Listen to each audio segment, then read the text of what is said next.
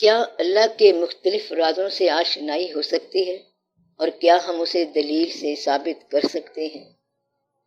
ایسا ہوتا ہے، آشنائی ضرور ہوتی ہے، یہ اپنی اپنی رینج کی بات ہے۔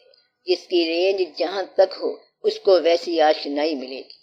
ویسے تو ازل تک ہو سکتا ہے اور الست تک ہو سکتا ہے، یعنی یوم الست تک ہو سکتا ہے، کشف بھی ضرور ہو سکتا ہے، یہ اللہ کے کام ہے۔ ایسا واقعہ ہو سکتا ہے کہ گائے ذبح ہونے کے بعد اپنے قاتل کا نام بتا دے، اس میں یہ خیال رہے کہ سب کی اپنی رینج ہے، اپنا درجہ ہے۔ مرنے کے بعد گائے بول سکتی ہے، اور اگر اللہ چاہے تو سب ہو سکتا ہے۔ اگر کوئی شخص ولی اللہ ہے، اللہ کا دوست ہے، تو اللہ جو چاہے کر دے۔ یہ بات دلیل سے ثابت نہیں ہوگی، دلیل تو اس دن ثابت ہوگی جس دن دلیل سے اللہ ثابت ہوا۔ اللہ تو دلیل سے ثابت نہیں ہوتا بلکہ وکیل سے ثابت ہوتا ہے۔ وکیل وہ ہے جو سچا انسان ہو۔ تو اب راز کیا ہے؟ راز یہ ہے کہ سچے انسان نے جو کہہ دیا وہ صداقت ہے، ورنہ دلیل سے کچھ ثابت نہیں ہوتا۔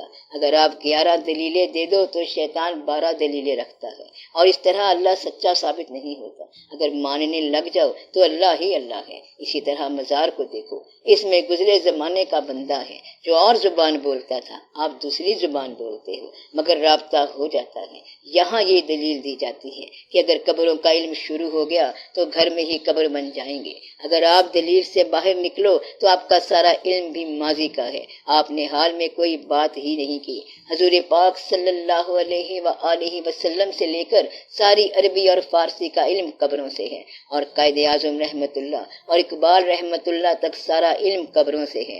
آپ کی ملاقات اقبال سے ہو سکتی ہے۔ اگر آپ اپنے آپ کو انکار کے لیے وقف کریں گے تو انکار ہی کرتے جائیں گے۔ اگر آپ مسلمان بنے ہیں تو اس بات سے فائدہ اٹھائیں اور اقرار کے لیے اپنے آپ کو وقف کر دیں۔ اگر آپ اس نہ ماننے والے زمانے میں بھی مان رہے ہیں تو یہ آپ کا بڑا اعزاز ہے۔ تو آپ کو کمیونیکیشن کی ضرورت ہے، ویسے آپ کو قبر سے رابطہ کرنے کی کیا ضرورت ہے؟ اگر کبھی انسان الجھ جاتا ہے تو پھر وہ مدد کرتے ہیں، اللہ تعالیٰ نے ان سے رابطہ رکھا ہوا ہے۔ کبھی کبھی پرندہ گائیڈ کر دیتا ہے، کبھی مشاہدہ گائیڈ کر دیتا ہے، اور کبھی کوئی آواز گائیڈ کر دیتی ہے۔ تو ایسے ایسے واقعات ہوتے رہتے ہیں، یہ نشانات ہیں جو راستے پر چلنے والوں کو راہ بتاتے ہیں۔ آپ اگر یہاں سے قریب قریب گزرتے جائیں تو گمراہ نہیں ہوں گے۔ تو صاحبان مزار ایک نشانی ہے۔ کس بات کی نشانی؟ جہاں سے فکر کا قافلہ گزرا ہے، آپ بھی قریب قریب سے گزر جاؤ۔ اس میں کفر نہیں ہے اور شرک نہیں ہے، بلکہ یہ مخلصین کے راستے ہیں، جس کے بارے میں اللہ نے کہا تھا کہ الا عباد اللہ المخلصین۔ شیطان نے کہا کہ میں سب کو گمراہ کر دوں گا، تو اللہ نے فرمایا کہ میرے مخلص بندوں کو گمراہ نہیں کر سکو گے۔ تو ان مخلصین کو سلام کرتے جانا بہت اچھی بات ہے، اور اس میں آج کی بات نہیں ہے۔ اگر آپ نے محسوس کیا ہے کہ یہ وہی مخلصین لوگ ہیں تو پھر سلام بھیجو ان کو، اور ان کی قبروں کو بھی۔ داتا صاحب رحمت اللہ کو 1000 سال ہو گئے ہیں اور قبر بڑھتی جا رہی ہے۔ داتا صاحب رحمت اللہ کے مزار کے ساتھ مسجد دیکھو اور نمازی دیکھو، ادھر جہانگیر کا مقبرہ دیکھو کہ برباد ہو رہا ہے اور آثار قدیمہ بنتا جا رہا ہے۔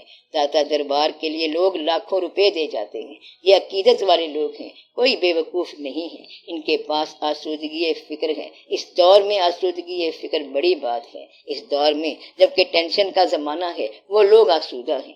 آپ بھی کیا لوگ ہیں، زندگی میں مرے پڑے ہو، اپنی بیویوں سے ڈرے پڑے ہو، اپنے حالات سے پریشان ہو، اپنے واقعات سے ڈسٹرب ہو۔ وہاں مزار پر جا کے چند لمحات کے لیے جلوہ دیکھو تو آپ پریشانی سے آزاد ہو جائیں گے۔ آپ تو ویسے ہی آزاد ہو، فکر سے آزاد ہو جائیں گے۔ پریشانی سے نجات دلانے کا کتنا معاوضہ ہونا چاہیے؟ اگر کوئی شخص جان بچانے کا معاوضہ پوری جان لے لے تو دے دو۔ تو صاحب مزار کے بڑے فنکشن ہیں، یہ بڑے ادارے ہیں، روحانی شفا خانے ہیں، اور ان کی بڑی باتیں ہیں۔ آپ کہتے ہو اکتساب فیض کیا ہے؟ ان کے پاس بڑا فیض ہے، وہ بندہ بدل کے رکھ دیتے ہیں اور روح کو زندہ کر دیتے ہیں، پھر انسان پر روح حاوی ہو جاتی ہے۔ ان پڑھ آدمی جو ہے وہ لکھنے لگ جاتا ہے۔ آپ اس بات کو مان لینا اور یہ نہ کہنا کہ ثبوت اور دلیل جب تک نہ دو گے یہ نہیں مانیں گے۔ ثبوت اور دلیل بعد کی بات ہے۔